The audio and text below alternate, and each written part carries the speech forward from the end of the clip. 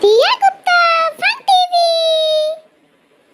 एक घने जंगल में एक बंदर और हाथी रहते थे। हाथी बड़ा शक्तिशाली था। वो बड़े बड़े पेड़ों को एक ही झटके में उखाड़ देता था।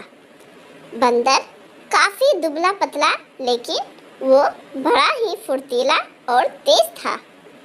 दिन भर बंदर जंगल के पेड़ों पर उछल कूद करता रहता।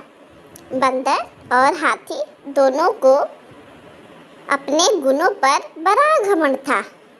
दोनों एक दूसरे से खुद को ज़्यादा अच्छा मानते थे। इस वजह से दोनों में हमेशा बहस होती रहती थी। हाथी बोलता, मैं शक्तिशाली हूँ। बंदर बोला, मैं तुमसे ज़्यादा तेज हूँ। उसी जंगल में एक उल्लू भी रहता था, जो अक्सर बंदर और हाथी की हरकतें देखता था। दोनों एक दूसरे से हमेशा लड़ाई झगड़ा करते रहते। वो उन दोनों की लड़ाई झगड़े से परेशान हो गया था। तो एक दिन उस उल्लू ने उन दोनों से कहा, जिस तरह तुम दोनों लड़ते हो, इससे कोई फैसला नहीं होने वाला है। चलो एक प्रतियोगिता करते हैं। उस प्रतियोगिता से पता चल जाएगा कौन ज़्यादा शक्तिशाली है। बंदर और हाथी दोनों को उल्लू की बात अच्छी लगी। दोनों ने फिर एक साथ पूछा, इस प्रतियोगिता में क्या-क्या करना होगा? उल्लू ने कहा, इस जंगल को पार करने पर एक दूसरा जंगल आता है, जहाँ पर एक काफी पुराना पेड़ है, जिस पर एक सुनहरा फल लगा हुआ है। तुम दोनों में से उस सुनहरे फल को जो पहले लाएगा, वही इस प्रतियोगिता का विजेता बनेगा और असल मायनों में सबसे शक्तिशाली कहलाएगा।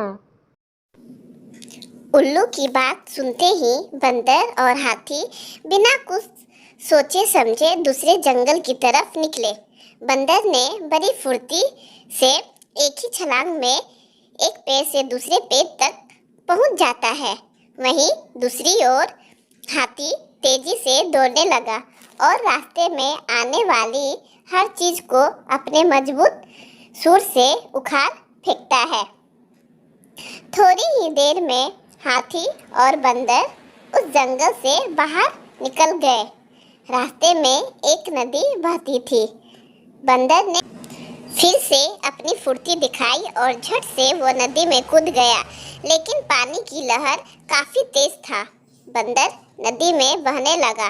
बंदर को नदी में बहता हुए देखकर हाथी ने तुरंत अपनी सूंड से उसे पकड़कर पानी के बाहर निकाल दिया। हाथी के इस व्यवहार को देखकर बंदर काफी हैरान हुआ। उसने हाथी को अपनी जान बचाने के लिए धन्यवाद कहा और अपनी हार मानते हुए हाथी को ही आगे का सफर तय करने के लिए कहा। बंदर की इस बात को सुनकर हाथी ने कहा, मैं नदी पार कर सकता हूँ।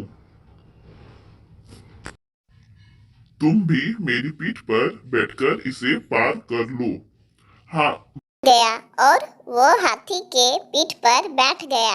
इस तरह दोनों ने नदी पार कर ली। इस तरह दोनों ने मिलजुल कर सुनहरे पेड़ भी खोज लिया।